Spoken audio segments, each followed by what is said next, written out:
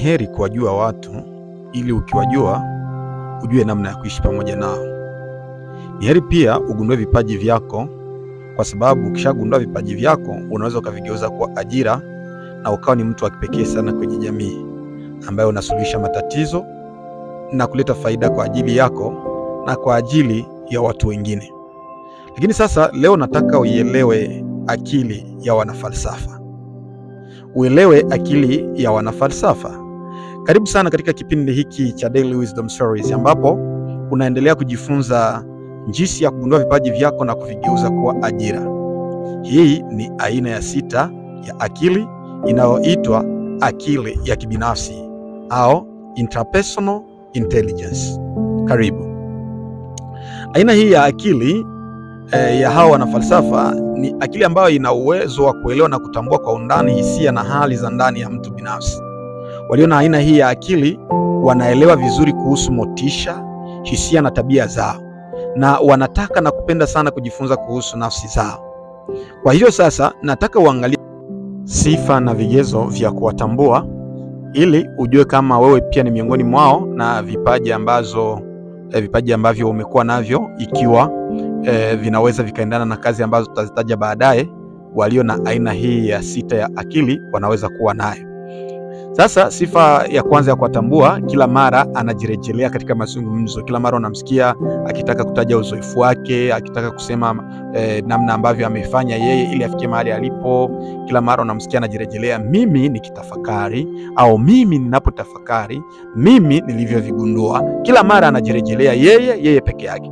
Lakini pia hataki mtu amgundue kabla ya yeye kujigundua.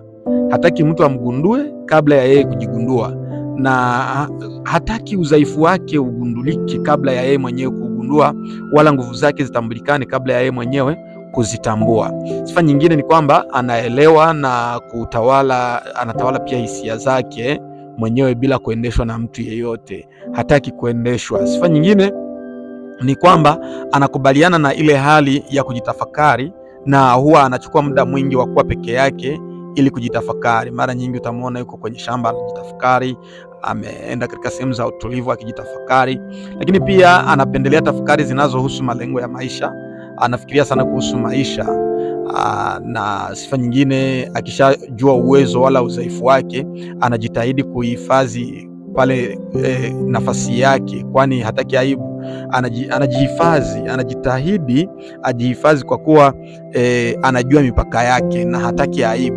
Lakini pia watu walio na aina hii ya akili ni watu ambao sio wazungumzaji sana, ila akizungumza mara nyingi huja na wazo zuri katika hoja husika, na kwa maana ya kusema kwamba kile mnachozungumzia, akizungumza kweli mnaelewa kuwa ameleta nyongeza ya ziada na kweli alikuwa anastahili kuzungumza, sio kama wale wengine ambao wanazungumza kwa sababu tu ya kuzungumza. Lakini pia sifa nyingine ya kuwatambua hawa watu walio na aina hii ya akili ni watu ambao wanataka kujiajiri. Hawataki kuajiriwa na mtu yeyote, kwa sababu kumbuka tulisema hawataki kuendeshwa, na wanapokuwa hawataki kuendeshwa, elewa akili ya ubinafsi, interpersonal intelligence. Sasa zipo kazi wanazoziweza watu walio na aina hii ya akili, na nataka uzigundue ili na wewe ujue kwamba je, miongoni mwao au hapana.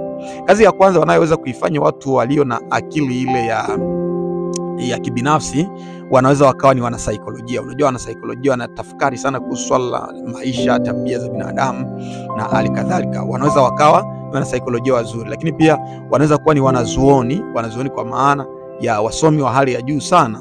Lakini pia ni watumishi wa jamii, wanaweza kuwa wafundishaji wazuri wa kujitambua, wanaweza kuwa wataalamu wa kujitambua pia, na wataalamu wa ujasusi.